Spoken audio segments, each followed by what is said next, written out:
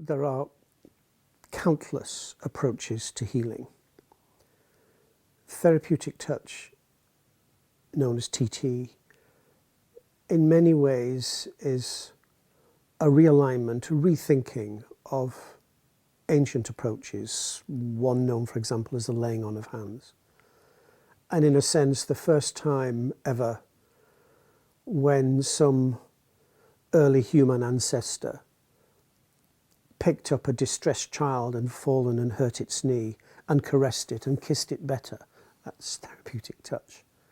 There's love in it. There's a quality of coming alongside and being with the person in their suffering. And there are a number of theories about how and why it works, many scientific questions about whether it works at all and whether the studies are valid or not.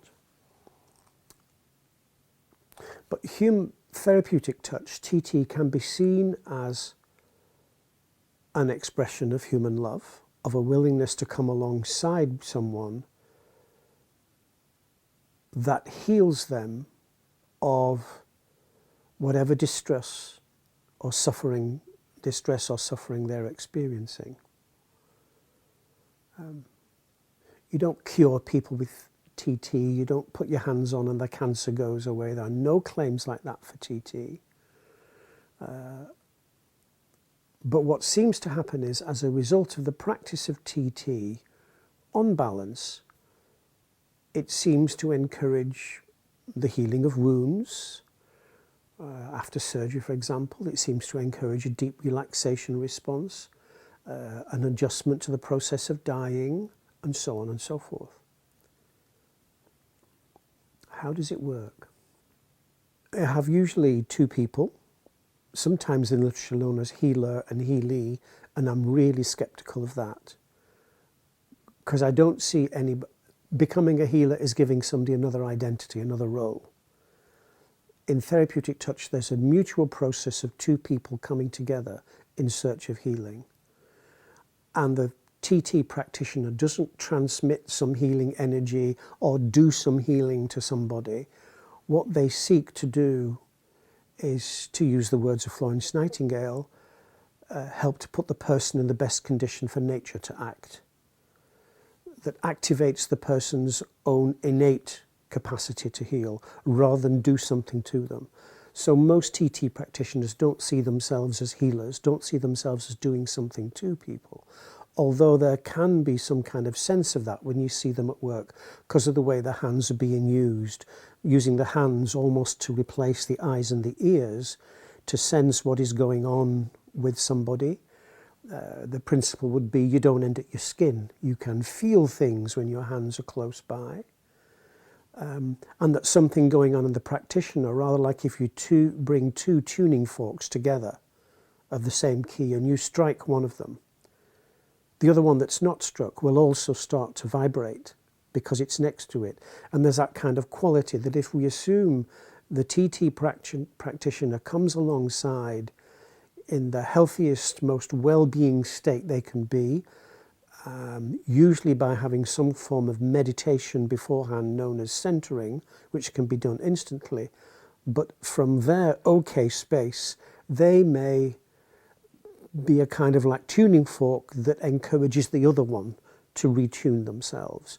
In TT, in some schools of thought, we talk about energy fields. The fact that one person is an energy field, another person's an energy field, and we're all part of the great energy field that connects the whole cosmos. And in quantum physics, we talk about how everything is connected. In holistic theory from the early days, we suggest everything is somehow, at some subtle level, is connected to everything else.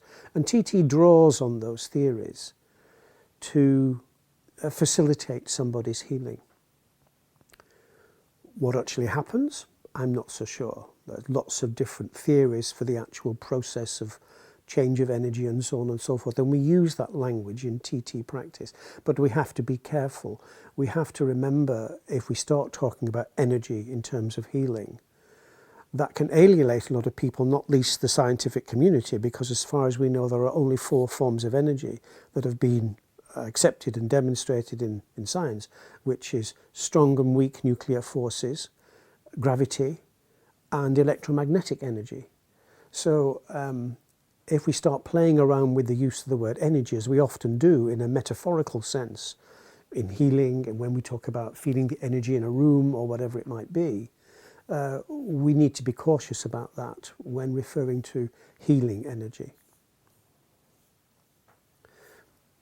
Whether TT practice is causing a shift in the energy field in some way by assisting it becoming more rounded, more whole, the assumption is that the person who is sick or frightened, their energy field is disturbed, unharmonious, distorted in some way, and somebody who is not disturbed, distorted or unharmonious comes alongside them to and uses their hands around them, can sense where that disharmony is and can seek to try and assist it smoothing.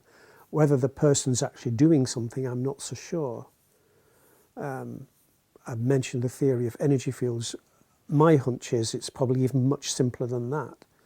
The fact that you have one-to-one attention from someone who is fully there for you, who is in a calm meditative state, who is willing to listen to you and be with you and doesn't give you a diagnosis or tell you what's wrong, how to cure this or to fix that. The fact that during the course of a TT session, most people will experience a deep relaxation response, may even fall asleep. And from what we've explored about PNI, psychoneuroimmunology, anything that encourages relaxation, trust, comfort, feeling loved by others, reduces your anxiety level. QED reduces the braking effect on your immune response. QED lets that liberate itself fully. It could be coming through that approach. And perhaps when all is said and done, the practice of TT, as we see with the moving of hands, sometimes actually touching, sometimes very close to the other person, produces this deep relaxation state. But it may well simply be, I think it was the French philosopher Panatti who said, when you don't know what else to do, just put your hands on them and love them. So TT might be seen as an expression by one human being with another of their natural heartfulness and making it available to other persons so that it helps and heals. But it's they who are doing their own healing. But by coming alongside them with that deeply compassionate, willing to be available approach, that mutual process of being together, the one interacting with the other at subtle, hidden, quiet levels, may be the very essence of that healing that the person is seeking. As far back as mankind has existed, we have seen evidence of people healing by laying on of hands, certainly at Christ's time, but even further back than that. There is something that happens when people touch other people with intention and with love. We don't know what that is. Eventually, maybe we'll have the answers to that. Many people think they have the answers, and they call it spiritual healing or God or energy moving through us. We don't know what happens, but we do know that something happens when we touch people with love and intention. Now, in my teaching of therapeutic touch, and I've probably taught thousands of people now to do therapeutic touch, and oftentimes, always actually, there comes up the subject of the placebo effect. And isn't just the placebo effect that's happening to the person that we're putting our hands on? And of course, I always say how wonderful if it is the placebo, if we can convey to others that their minds actually have respond to the placebo effect. Let's have more of that. Let's have more placebo effect.